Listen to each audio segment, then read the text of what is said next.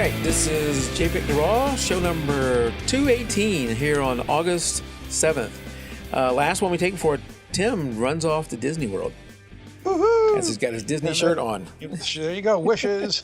In the opposite end of the United States, I have my Alaska Icy Straight Point shirt on, which I still wish I was at. So I got a couple things to show. I got some show and tell tonight, Tim. Okay, cool. We're going to get to that in a second. Remember last week I brought up the ultimate, what was it called? The ultimate lens cap. Mm-hmm. I couldn't. Yes, the video, you're going to buy that. Yeah, the video didn't play very well. I'll play it. Let's see if it works this time. The video didn't play very well, but we talked about this thing, and not going to have audio because they probably have music in it. The video is definitely much better this week. They'll have music in it, and they'll kick me off of YouTube or whatever else. But this was, I think, a Kickstarter thing. It's what is it? KUVRDcamera.com. And so I did order one. We'll see when it gets here. I don't plan on doing that with my lens. Yeah, I was just going to say, I can imagine just picking it up and throwing it, because the shock of it still is not good for the elements inside. Yeah, the outside may look perfect, but I mean, yeah, I don't know if I could do that. I got to imagine adds a tiny bit of extra, cushioning. Protection. But the thing is still, super thin. It's not going to add that much. Yeah. But I ordered it. Like we said last week, heck, I can take my lens cap off with one hand now. That's not really a problem for me. Use two hands. It's not really a problem for me. So for me, it's solving a problem that doesn't exist. But hey, it was what, $25? I order it, see what it's like, and if it doesn't work that well, if I don't care about it, it's $25. What do I care? So we'll see. And AD says, I'm going to bet you have a problem with humidity. Yes, I'm not going to put that thing in water. I only ordered one, so this is, I guess, a lens. Right, you're not covering both sides of it. Yeah, this is a small lens where they covered both sides with it. Still, I'm not going to dip it in water, douse it in sand, whatever. No. So, anyway, so that is that thing. If we couldn't play it very well last week. I'm looking forward to your review of that. I'm going to say you're going to use it, and you're going to stop using it relatively quickly after. Yeah, because I think I'm going to get tired of having to use both hands to take my lens cap off. That's what's going to be both. You probably take it off with one hand. It's the putting it back on is probably going to require. All right, so now when you take your lens cap off, where do you put it normally? Depends on what I'm doing. If I am standing there with my tripod or if something like that, I might just put it in my pocket. Right, exactly. Yeah. Are you going to be able to put this into your pocket? That looks too big to fit into a pocket. Well, it does crunch up pretty big. So it's rubber. I think it's rubberized, right. So it will get pretty small. Oh, yeah. I see. AD's talking about going in and out of a hotel. Yeah. I'm going to be down in Disney next week. And I know when I walk out of the hotel room, it takes my camera a good 15, 20 minutes before the lenses unfog themselves because of the humidity. It's so cold in the room, and then you get outside.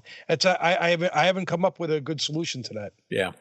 And he's saying that this product may actually make it worse. Yeah. Okay. So we'll see. I can't imagine. Maybe I'll give it away later on. Here you go.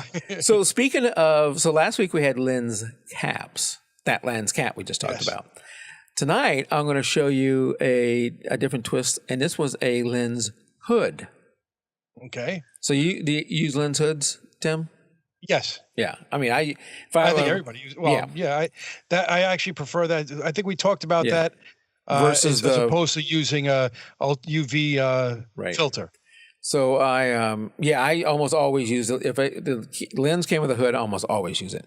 So it makes your lens look bigger, and everybody thinks you got something even more expensive. Yeah. So how you impress the girls? Going downhill fast. Going downhill fast, yes. So have you ever shot through glass, maybe like in an aquarium or in a building or anything like that? When I was on the train coming, traveling in Alaska, I was trying to shoot through the glass on the train. Right. So you put the lens right up against it. Yeah, and sometimes that works. Sometimes, I got reflections coming back and all that kind of stuff. Well, there's something called the Ultimate Lens Hood. Oh, look at that thing. And let's see, I'll play, again, no audio because they do have video in here. But it's basically, this is a Kickstarter. I think the guy's goal was $10,000, and he's got 182,000 so far. That was Iceland, by the way, which is where I want to go. And Niagara Falls too. Yeah. So basically, it's just a humongous rubberized lens hood that you stick on the front, and then you stick your camera up against it, and it gets rid of all the reflections. You can see right there. I can absolutely see that working. That's something I do see working. Yeah, and then he's showing it where you. I don't know how many people would buy it, but I think somebody that saw it would see this, and I think that'll be the hardest thing is the marketing of it. Yeah, but hey, you just showed it to about 500,000 people. Yeah. When I looked, well, he's still getting money because when I looked at this morning, it was 176,000 maybe or 172. So he's doing some more business, and there's even a cell phone version of this where you can. Do that. So does it have where's the price? Yeah, I was just going to say 20. Well, that's in British pounds, so I'd have to do the conversion. But let's say $20, $30. Yeah. So it's not that expensive for that. 20 pounds to dollars is $25.89. Yeah. So who knows? Mike may do this one too. That is actually not a bad one. So that I would actually consider something like that because I know there's probably been a half dozen times a year that I've done it. Definitely when I've gone to an aquarium, taking pictures of the animals inside there, I've put my camera up, and I've probably tried to huddle around my camera so that I don't have any reflections from behind me. So absolutely, I see that being a potential use. It looks a little big to carry that, but it's probably not heavy at all. I mean, you would only use that when you needed to shoot through glass, which how often am I going to do that? Yeah, and AD says, wait just 6 months, $5 on eBay. Yeah, $5 on eBay. So I think my use case for it is going to be very small. I'm rarely at a place where I would need this, but in those times when you are there, I wish I had something like this. Mm-hmm. Yes. So that's pretty cool. I actually can see that being more useful than that lens cap thing that we had. Mm-hmm. I think so. Yes, I would agree with that. Just for me, I probably wouldn't use it that much. Mm-hmm. All right, Tim, you want to do one of your articles here? What you got? Sure. I like my first one up there. I saw this image. A photographer was taking pictures of lions drinking at night, and I couldn't imagine when I saw the pictures. I couldn't imagine how he took the pictures, and it turns out he was 15 feet away. 15 feet. 15 feet. And if you slide through the slideshow there, it shows the enclosure he's sitting in, that he spent 15 hours waiting to take this picture. No flashes. Well, that's not. Keep going. You got to keep going a couple more, Mike. They interject a few other things. Yeah, of course you got the advertisement in there first. So there is the area that he sits in and waited 15 that's a little hours bit safer. for them. That looks like that's fairly safe. I'm looking at it, and I think that it talked that he used LED lights to brighten the area so that you'd actually see him. But it's amazing pictures when I saw this, and I couldn't imagine. I had to read the article, and I was like, well, there you go, some creative way to go out there in nature. Yeah, you got to wait a lot of hours because you're not going out there when they're walking up to their watering hole. You have to wait a while, but it looks like the conditions aren't as bad as I initially thought, because I'm thinking that when I read 15 feet, I was like, what is he, like in a bush somewhere? How does this lion or tiger not realize he's there? And one of them is the lion, not a lioness as well. The male, but it was a pretty interesting way of getting different type of pictures that we'll never get an opportunity to get a picture like that. No, but that looks like something that multiple people can be in. They could probably sell tickets to go in there and shoot, and maybe even have air conditioning. Worry about getting out of there. Yeah, air conditioning. True. Probably no air conditioning. True, you would have to wait for the lions to leave before you could get out. You have to wait. You got to get, like you said, you got to get there before they get there, and then you would need to wait till they leave to get out. I wondered, did the lions had to realize they were there, but you know what? They need that water. They do all their hunting at night anyway. They don't move mostly during the day, or not a lot during the day. Is that glass in front of them? I couldn't tell. I got to imagine there's something there, but if it's a small opening for the lens, I don't know. Yeah. I couldn't really tell.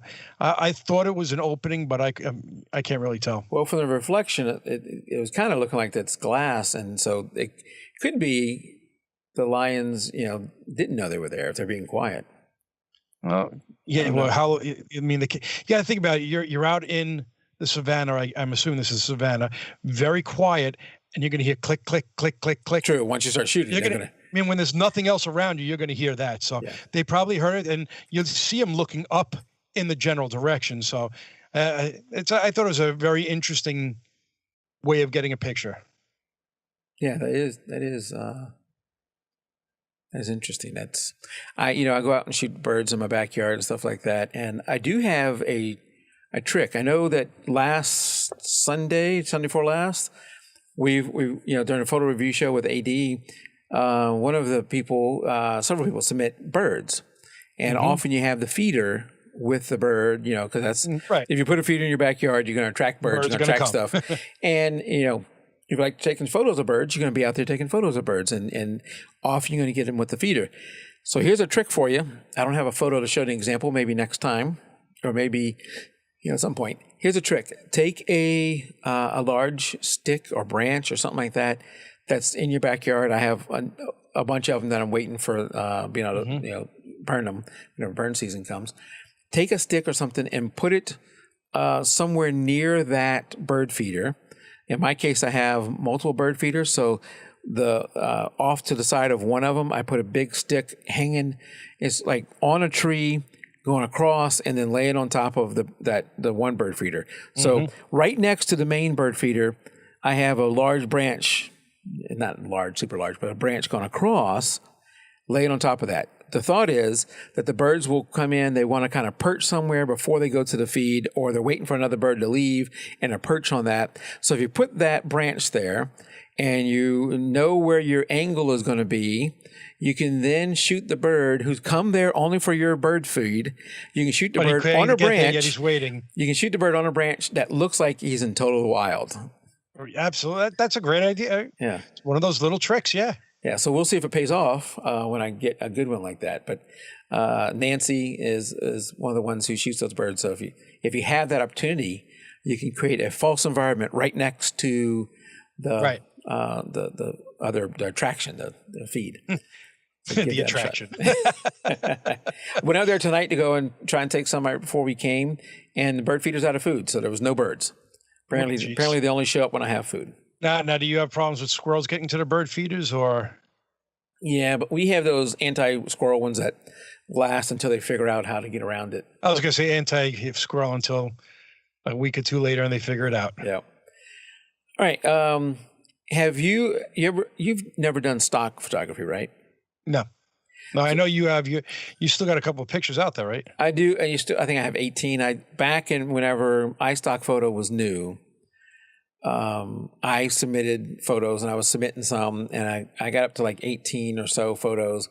Then I kind of stopped, and for a while I was doing pretty good. I was making, $500 to $1,000 a year off those photos. Those 18 I put up, and never did anything more. And what was kind of fun was the one that was selling the most was my youngest son eating a hot dog. Took it just when we were camping. It wasn't meant to be a stock photo. Just took it while we were camping, and it got submitted. And I've seen it in ads. I've seen it in on cover of a book, something like that. We bought the book, of course, and seen it in different places. So all of these people that I took pictures of, a lot of it was stuff, but the people were my kids. So, if you take these things, you got to do a model release, because once you put it up for stock, you have really no more control over where that image is going to be used. There's some control where they, I think at least when I was doing it, where they couldn't have been used in like porn or something like that. There was some stuff where the images that you bought from this program from iStock couldn't be used in certain types of ads. But other than that, it could have been used in anything. It could have been used in, medical condition ad. It could have been used in, homeless person ad, or any kind of ad like that. It could have been used in, which, whatever. I was hopeful that my son's image wouldn't be used bad.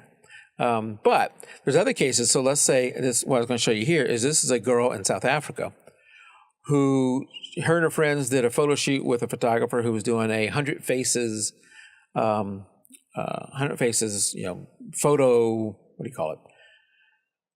Photo project. 100 Faces photo project. He had a model release for the sign. The model release stated that he could use it for his portfolio, and he can also use it for other commercial purposes. They were just having fun with the photo shoot. I think they also got the headshots for whatever else they might have used it for. And years later, like 6 years later, a friend of hers said, "Hey, did you notice that your photo's being used by the Canadian government?" She's from South Africa, but I say Canadian government in an immigration ad.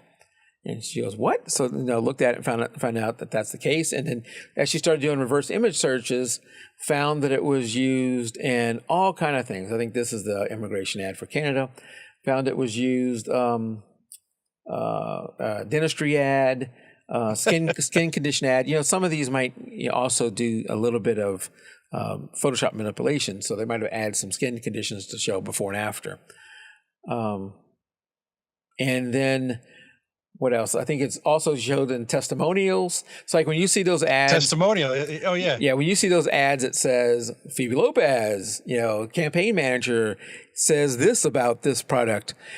I think we all knew that wasn't Phoebe Lopez, that was, some actor or a stock photo. Most of these things you see today, if there's not necessarily a product in it, are stock photos.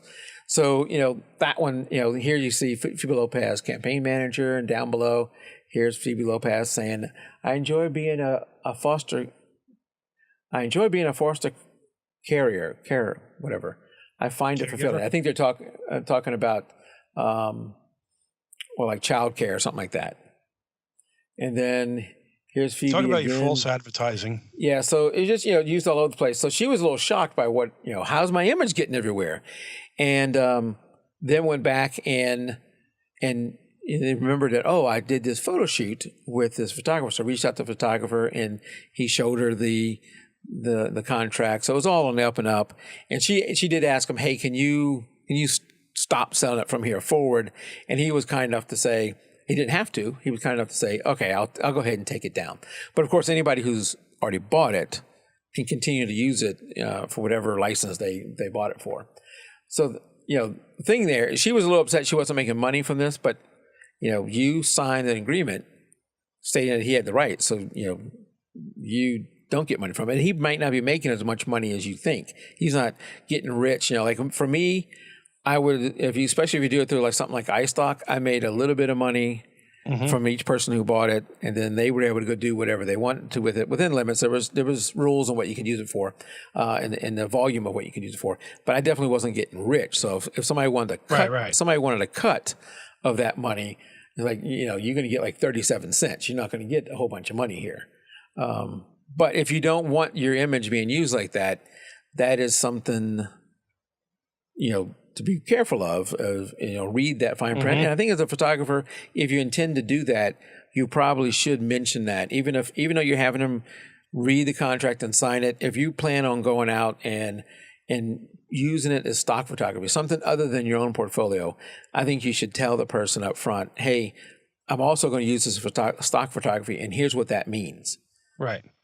But you never think somebody's going to take advantage of it like that, where they're going to have somebody's picture up everywhere. Well, I don't know if I'd say it's taking advantage of them, because you put it out on stock photography, and once you do that, for me, the images I have up on iStock, I don't know who bought them. They don't tell me who bought them. Right. And you don't know how many times they may never be used, or they may have been used 1,000 times. Right. This planet is pretty big. And some of the agencies, some of the people who buy these might have a subscription where they can get so many a month. Right. And they may go out there and they say, like this one, this and this. And so they're building their own portfolio of these images. Right. So they may download over time thousands of these things. And when they go and do a certain ad, they look through their assets and go, I want this one. And they put that out there. So, they could have bought it from you and not used it for years.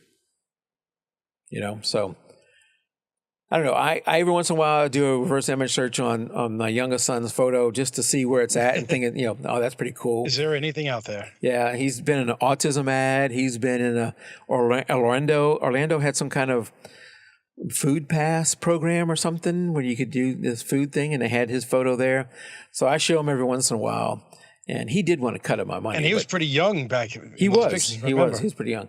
He did want a cut of my money, but a cut of it next to nothing is still nothing. He did not get it. But just be aware that that's it. It's not somebody ripping you off necessarily. Right. Yeah. Okay, that's an interesting article. So you had something from Best Buy. Best Buy, yes, and I think everybody knows Best Buy. And what struck me with this one is not everybody has a B&H photo like I have not far from me. I walk to the train to come home from work, and I'll be able to get the B&H photo or your other local store. And if you've ever gone to Best Buy in the past, you've seen they sell cameras. They got them on those little pedestals and cheap cameras. Not a big selection of cameras, and I don't think I've ever even seen lenses. So forget about getting interchangeable lenses.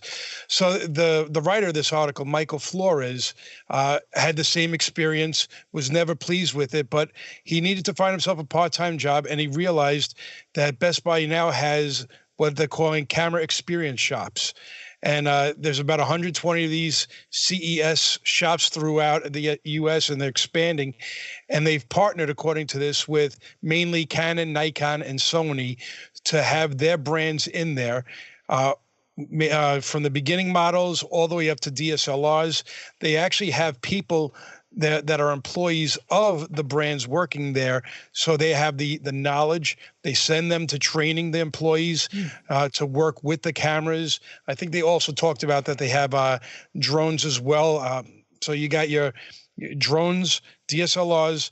I think I don't know if it said point and shoots, but mirrorless cameras as well. So they're really trying to expand it. It kind of makes me think of when I walk into B&H and you go into their segments, and they'll have almost looks like separate booths from each of the main camera manufacturers, and have all the cameras around it and very knowledgeable about it. So I think this is a great thing. And you think about all the people that you now see with cameras out there, more and more cameras, people buying them.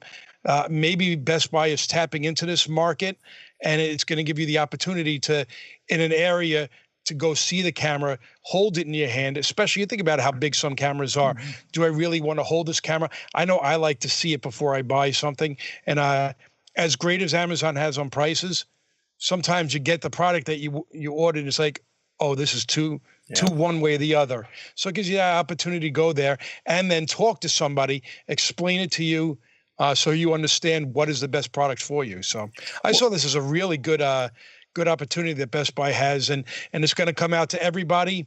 I think it's going to be beneficial. So when I first saw this story, I thought it was going to be a negative story about Best Buy. So that's interesting to hear. I think you mentioned holding it, and I am biased toward Nikon. You know that I like Nikon. You like Sony. But when I tell people who don't have any lenses, don't have any friends with lenses, they're starting completely fresh, I say go somewhere where you can hold the Nikon, hold the Canon, hold the Sony, feel those cameras. I think any one of those would be a good choice. Yeah, I agree. And I know some other people, Olympus and Fuji and some of the others, but I generally say those three. Go and hold them and feel which ones, feel it and decide for yourself which one you like. Either one of those systems is going to be good. So you just, being able to go somewhere where you can physically hold it is good.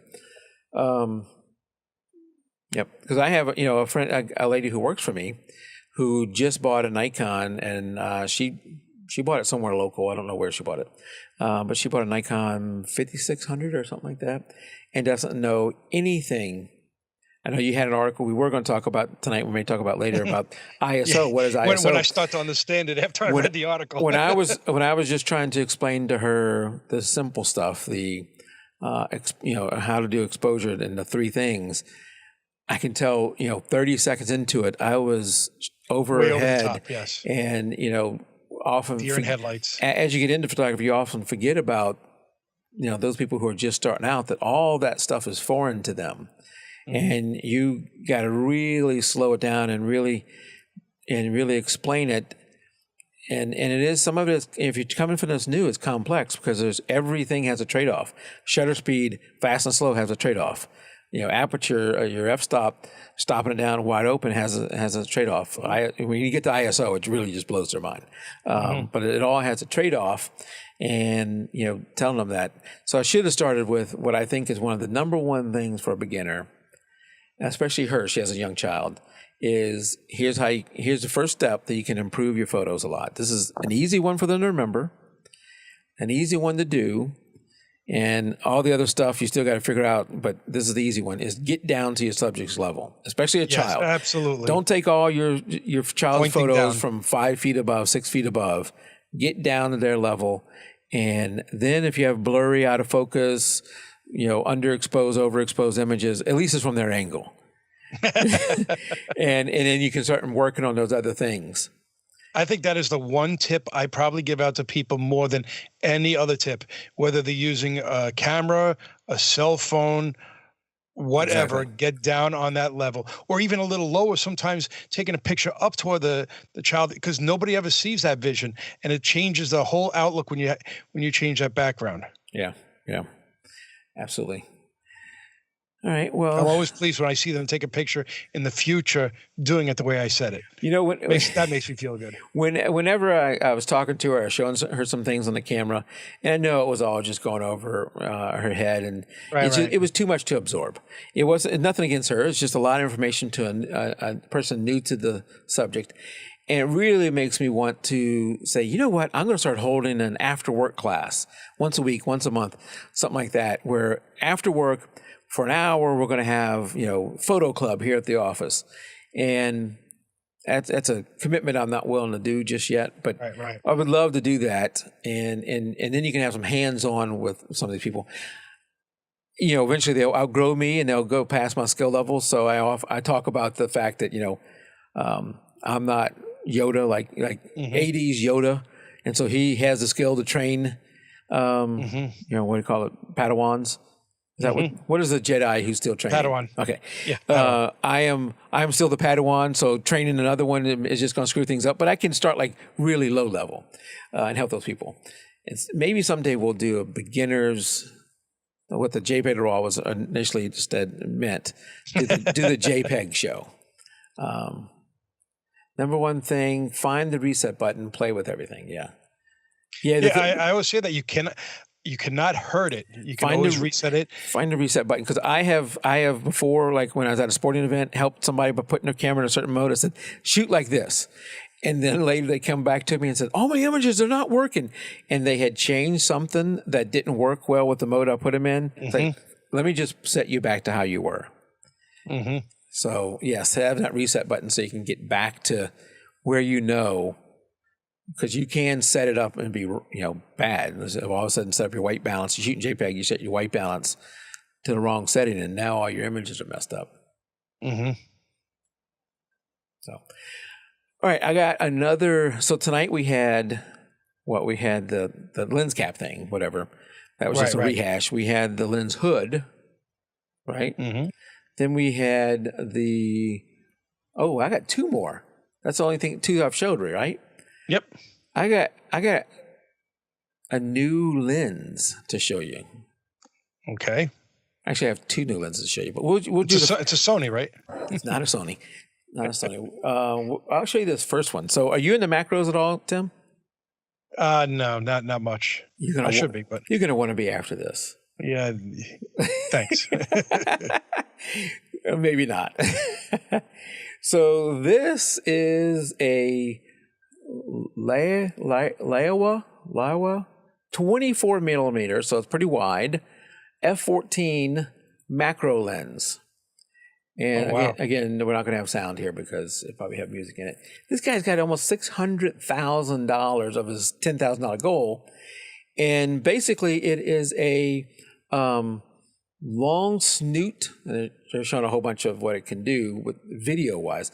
A long snoot of a lens, 24 millimeters, with LEDs on the end of it. So, that one freaked me out. I just saw on the other one the snake. Yeah, LEDs on the end of it, and it is waterproof.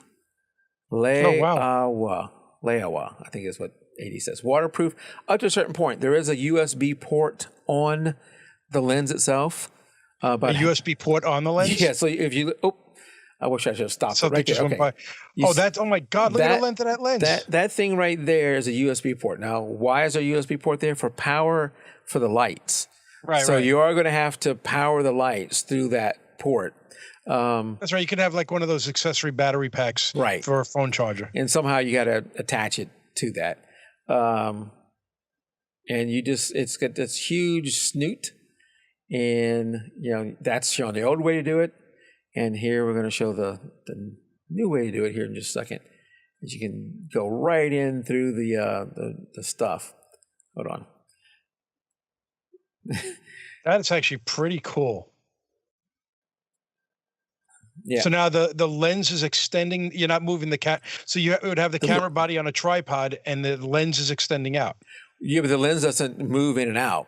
The lens, okay. So you have it's to move. fixed. Yeah, you have to move. So it is fixed, but you can get a little bit closer to stuff that you couldn't before. And as AD said, when I said it's F14, it's only F14. Yeah. It doesn't change. So, not sure this is something I'm going to buy, but Well, how much is it? yeah, so let's see what their Kickstarter pricing it for. what is HK? Is that Hong Kong? Hong Kong? Yeah, that looks expensive, like $1,300. Okay, Oof. about US dollars, $1,400. There you go. Yeah, no, I'm okay for now. Yeah. So, yeah, this is not gonna Wow.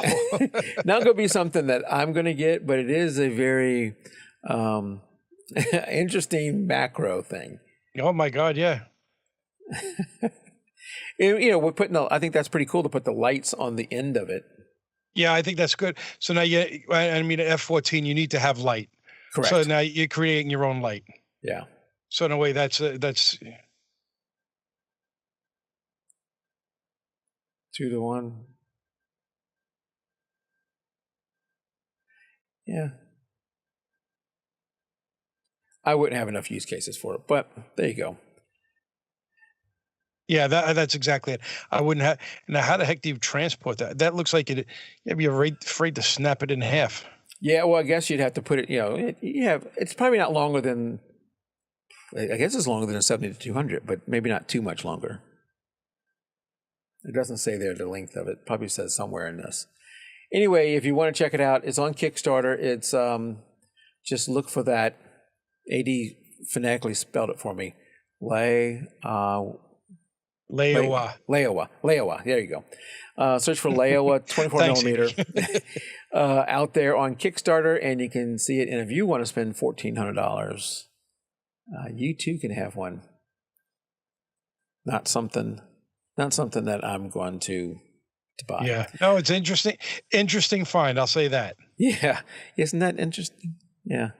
So three cool things tonight. Now, I got one more cool thing, and I didn't check the price on this one, so we'll check it together.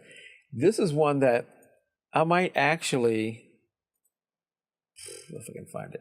Where is it? I might actually buy this one. Depending on the price. We'll have to find out what the price is. And that is the Steadify.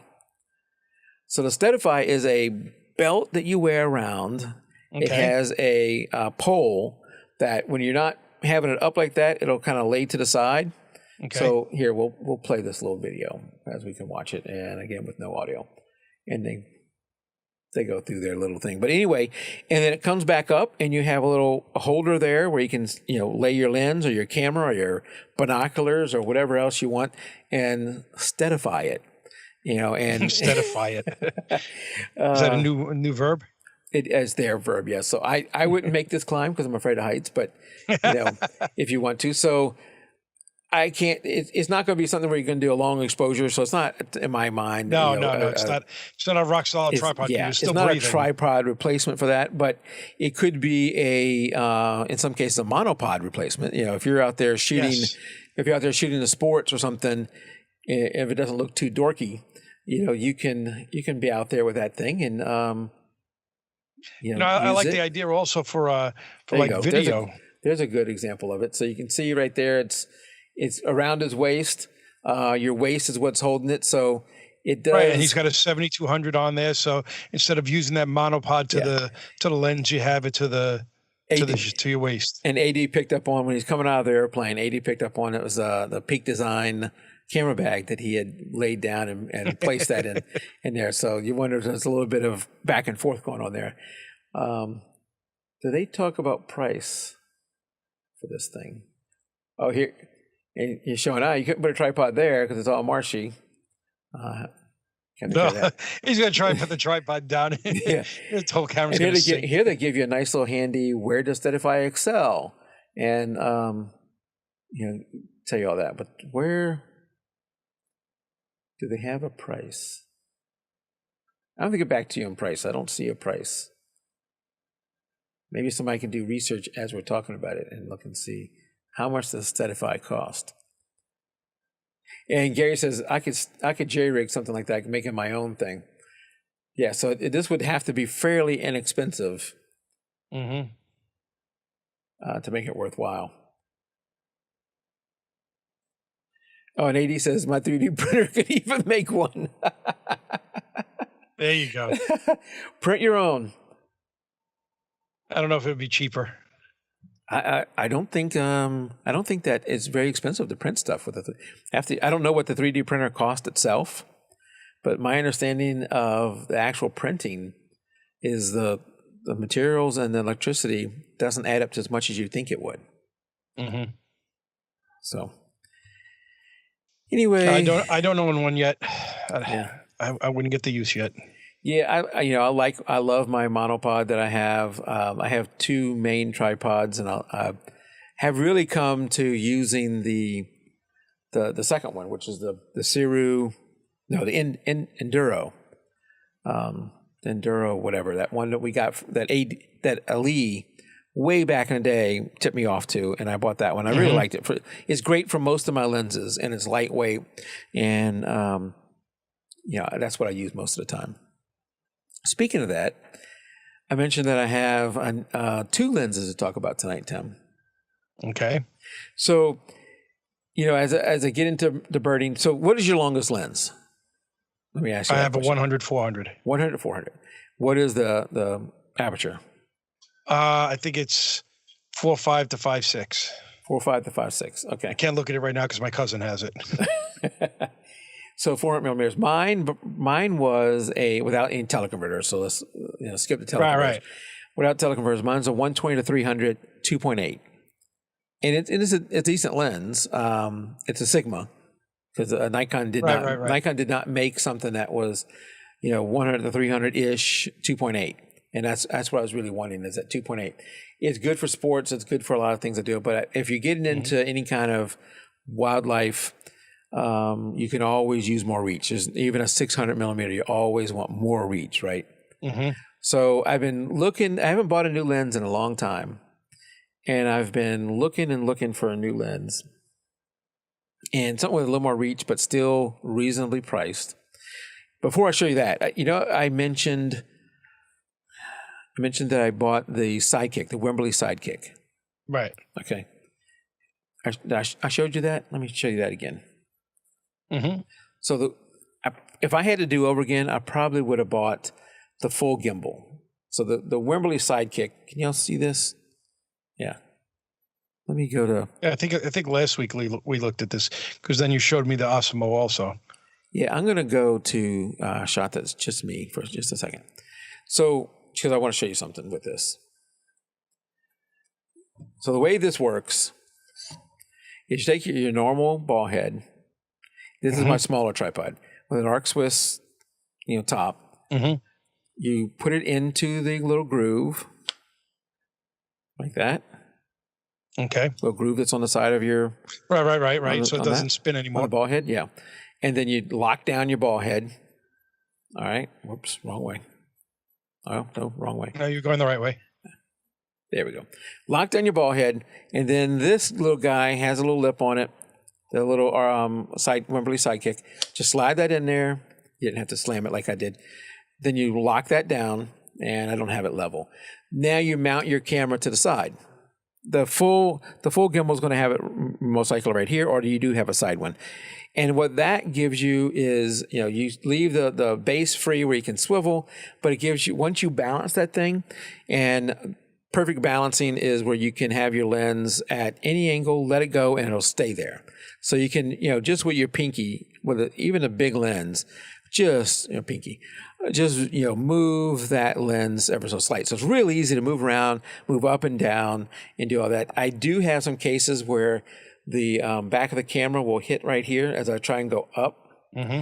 Going down is pretty easy, but I will get that. I think if you had the full gimbal, you would have more play, but I can only go up so much before I'm going to hit here. So that works. I've really been pleased with this thing. I've used it with the Sigma 120-300. It will fit on this ball head. It does stress the ball head a little bit, but it does work. And on my bigger ball head, it's still pretty smooth, but neither one of the ball heads work nearly as well as having it on here and the mobility that you get with it. Right. Not going to be for long exposures and that kind of stuff, but this is more for having access where you can move around really good. Arc Swiss up here too. Mm-hmm. Okay. If I'm saying that right. I would think that would be good for like sports photography or wildlife. Sports photography, wildlife. If you're shooting birds, especially birds in flight or anything like that, you need to be able to move around a lot. Right. Exactly. I guess you can put this on a monopod, but you'd have to put your ball head on a monopod. I don't know. For sports, I think wouldn't it wind up like? Yeah. Well, I guess the weight would still come straight down, but it would seem to me that it would tilt a little bit. I would rather, I don't know if I'd use this on monopod. And the problem with a tripod is most sidelines won't let you set up a tripod. Right. So that's right. Yeah, Right. You probably won't be able to get that set up. So, anyway, going back to the lens. I bought a new lens. Okay. I'm going to show it to you. And it's not that macro lens. I bought... Oh, my God. And you got the lens hood on to make it look bigger. I do have the lens hood on to make it look bigger. And let me make it look even more bigger. Oh, there you go. There you go. So now I'm out to full length. My Look at goodness. that thing. That covers my whole head. That's over 18 inches. That's more than 1.5 feet extended. Right? It's pretty big, yes. Yeah, that's a lot. That's a whole lot of lens. This is a whole lot of lens. So what lens is this? This is the Nikon 200 to 500 f5.6, so it's 5.6, but it's 5.6 throughout the range, 200 to 500. Oh, 5.6, okay. 5.6, yeah, f5.6, which is a little slow, but, for this range and this price, 5.6 is not bad. You go with some of the other choices in this range, and you're either going to have a variable aperture with this maybe 5.6 to 6.3, something like that, right. You're moving like by 100, 400, exactly, or you're moving up to some very big dollars. So this came today. It is VR also, and it's supposed to have 4.5 stops of VR. So it's supposed to be Nikon's latest VR. It's for its size. Jan's asking, is it heavy for its size? No, I think it's a little bit heavier than my 120 to 300. Maybe it's in that same range. You could handhold this, but probably not for long. I wouldn't do much handholding with it. So I got this, and I was like, I am going to run out before the show and slap this boy onto the Sidekick and take some photos of the birds in the backyard. So I get out there and realize, there's no bird seeds. There's no birds. And then I go to mount this thing, and guess what? It's not Arca Swiss. No, it's just meant for a tripod. Yeah, it's just meant for. I can't mount this. That's what my 7200 has. I can't mount Same this. thing. Why wouldn't they just make every lens mount have? Can't be that much more machining to do. Just make them all that way. Now you can't put an adapter on it? Yeah, so that's what I had to buy tonight. That'll be here Friday. but you didn't have it today to take the pictures. So I went out. Maybe you'll have birdseed by then too. Yeah, I went out and looked for a foot, a plate to put on here. Right. You could buy the whole new lens collar, but good grief. That means going out. Oh, they would sell the lens collar with the Arca Swiss on it? Yeah, so if you go to Really Right Stuff, you can buy a replacement lens collar with a new foot on it for $250. That's So the adapters. All I want is a plate to put on the bottom here that is Arca Swiss, so I can or Arc Swiss. If I'm saying that wrong, just No, I but always call it Arca Swiss also. that's how I'm Mike probably wrong, talks. too. But that way I can that way I can mount it on there without having to. Well, I can't put it on the Wimberley. I mean, the Wimberley Sidekick at all. Yeah, I couldn't put it on there at all. The way it is, I'd have to take the Sidekick off and put it on the regular ball head and screw it down. Dave is giving some positive comments about the lens. Yeah, so that's why I bought it, because I have read so many positive comments. You do have to deal with the 5.6, so you're not going to be. You're going to have to get work with that. Daylight, you're doing wildlife photography anyway. You're probably out in daylight for most of them. But for the price and for what it is, how much did you say it was? It was $1,300. Okay, so it's not bad. you could have bought that macro. I could have. It only has one screw hole in the foot. I wish it had a second one. Right. When I mount that, that plate here, so it doesn't twist. Right. I wish that there was two. I'm hoping that there's a guide there that will help it I think there was a guide that will hit up against this bottom that will give it some support. But I really would feel better if there was a second screw hole in that. Once I hang it on to the side of the you don't want it twisting downwards, right? Here, hold on. What size lens is on the filter? What? So is that 77 or 82? Does it even say? I don't know. It's a good question. But it's the first lens I've bought. Now you got to go out and buy yourself a UV filter. There you go. Look at a cheap one. There you go. Boom! Bigger than my head. You got to get yourself a cheap $15 watch lens this. cover. One hand. One hand. Look at that. Oh, and I got to look in there. One hand, I put it in there. So I'm looking forward to taking some wildlife shots with that. In good light, you can even use it for sports. I did while I was out there. I couldn't put it on a tripod. Or the Sidekick. I did handhold it and take some shots, and the focus was pretty fast. It's not probably quite as fast as my 70-200. Well, it's definitely not as fast as my 70-200. Probably not quite as well. I think it was on par. The little bit of testing I did, on par with that Sigma 120-300. So, but I'm really not going to get to use it much until Friday, whenever the plate arrives. So I just work a lot of hours this week then. Why? So I get home when it's dark? Yes, exactly.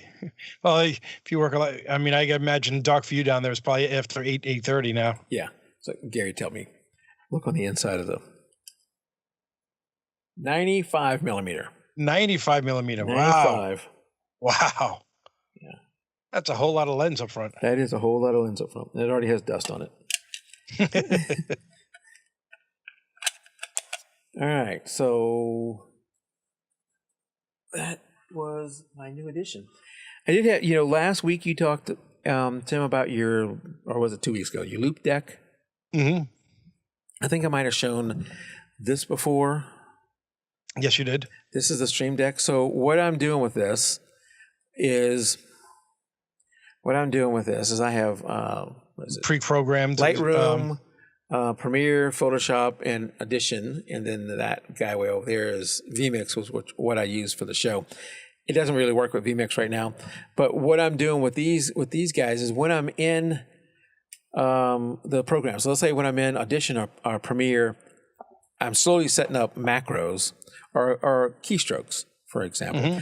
Like if I will almost set the keyboard aside. So you could do this with some of the stuff you can do with your keys too. So this is not a necessary tool. But let's say you're editing and I'm in Lightroom, or I'm in this case in Premiere, and I have something where I want to do the cut, do a cut and then switch back out of the cut.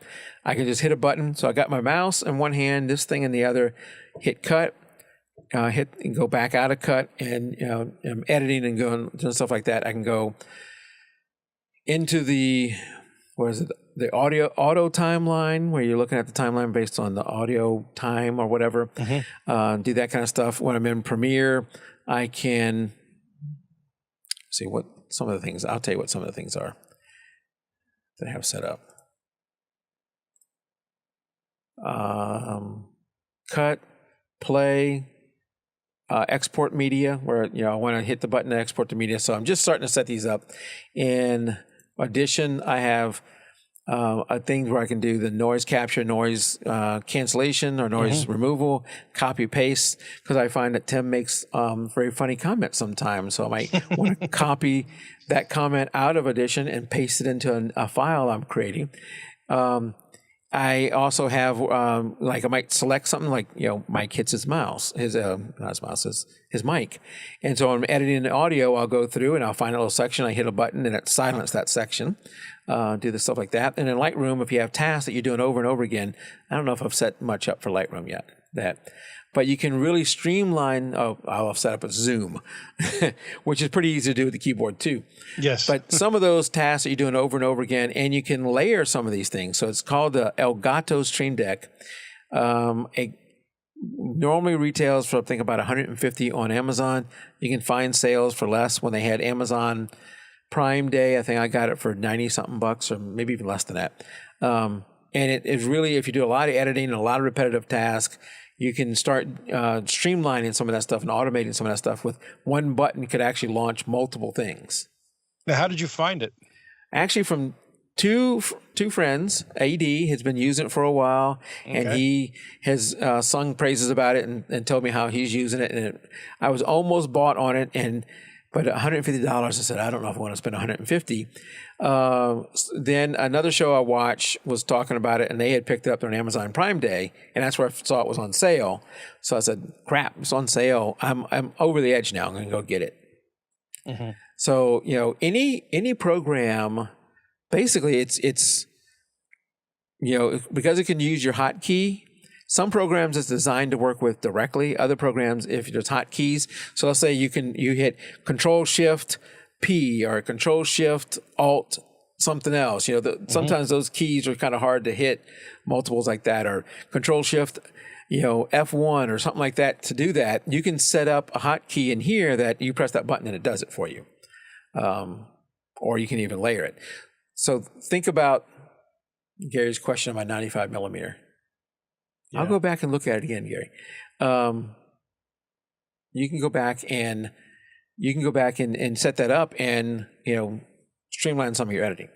Does Gary want me to look at it again? It was 95 millimeter. I don't think I'm going to buy a filter for it. But anyway, Stream Deck from Elgato. I think that's Elgato. And we're still on me, so let's go back to us. Oh, yes. There you go. All right, well, we had multiple new products, something new for Mike, and Best Buy. Yes, Applied Accessories, 95 millimeter snap-on front lens cap. So it is definitely 95 millimeter. And this bag almost seems too small to fit the camera. So now, obviously, that doesn't fit in any of your camera bags. At least I don't think it does. That's definitely not with the lens hood. That's a good question. And the other thing with a lens hood like that is even when you take it off, it takes up a lot of space. But I think you can. It's thicker. Yeah. Yeah. Even you don't necessarily have to store it separately. You can just reverse it, of course, and stick it on there. Yeah, that's how you. I still might. But it's still going to make the front. It's still going to make the front even bigger. I mean, that's just huge. Once it's like that, it's not that much longer than my 120-300. And I'll tell you that my 120-300, it barely fits in most of my bags. And it is heavy as crap. This is heavy. This does have a lock where you can lock it so the lens won't slide in and out. Slide out. Yeah.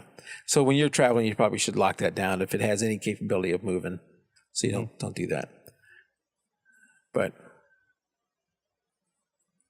yep, big old lens. Men with their toys. Yeah. All right. Well, that's all I had for tonight, Tim. I should mention that let's do this. You know what? Hold on. I've been last week I said, hey, I'm going to fix this thing because remember the icons are messed up. I'm going to add Podbean and all that. So when you want to subscribe, you go here to jpegduraw.com/subscribe, and these little icons were all broken. And I was going to add Podbean in it. So for whatever reason, whenever I pull this up, it doesn't do it on there. But bam, now it's all broken a new way. This was working, by the way. But whenever I bring this computer up, for some reason, it brings a cached version up of the site. And so I did make progress. It was fixed, and now they broke it. But if you want to subscribe to the show, go to jpegduraw.com/subscribe. And here we have all kind of different ways. Audio, you can subscribe. iTunes, Spreaker, iHeartRadio, Stitcher, TuneIn, Podbean, which is now listed there. Or, of course, you can RSS subscribe. Video is iTunes, Video Large and Small, YouTube, Vimeo, Podbean again. And you can also subscribe through RSS. You get the show. I am posted, I think, yesterday, 216. Next week, I'm going to be 217, so we're about a week off. That'll catch up because next week we're not doing a show, so we'll catch up. And also, don't forget to check out the JPEG to RAW photo review show, which we're doing show number 32, I think 31, 32 this weekend. You can get that show also on iTunes, Video Large, Video Small, YouTube, and Vimeo. We'll generally do those every other Tuesday. We have a new one coming up every other Sunday. We have a new one coming up this Sunday. So check that out over on YouTube and on Facebook. We stream live to both places. And you should subscribe to either one of those. We also love to have you join enter the photo contest. That is over on jpegduraw/contest. Here you have a link to enter straight from the website or go over to Facebook and enter there. There is, as somebody out in chat was asking earlier, they had trouble entering. There is a size limit. So let's click on this. And you can see the August theme is open. And you got to agree to the little thing. And there's a 2 meg size limit. So make sure you shrink the size of your file, because if you start sending me 20 gigabyte files, you're going to eat up all my storage space pretty fast on my web server. So you do need to shrink it down to 2 meg or below.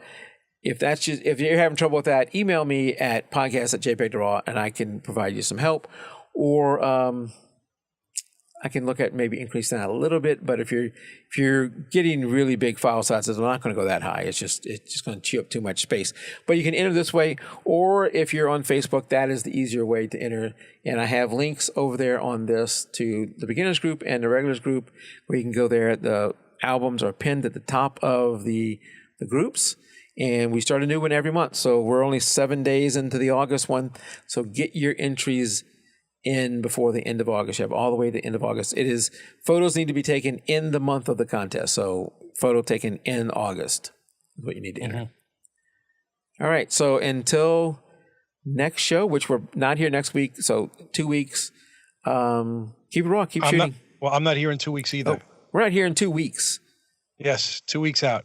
Okay. I'm still driving at this point in 2 weeks on the way back. I need to change our booking calendar because we may have a guest coming up before long. Oh, boy, need to make sure that they know that. So until 3 weeks from now, keep it raw, keep shooting, and check us out on Sunday where we do the photo review show. Good night, everybody.